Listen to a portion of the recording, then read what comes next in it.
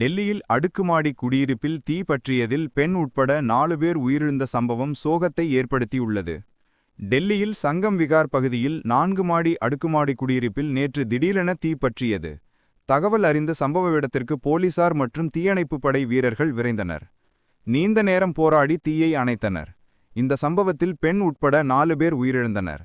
அவர்களில் ஒருவர் கட்டடத்தின் உரிமையாளர் சதேந்தர், வயது 38, மற்றும் உயிரிழந்த பெண் கட்டட உரிமையாளரின் சகோதரி அனிதா என அடையாளம் காணப்பட்டு உள்ளனர்.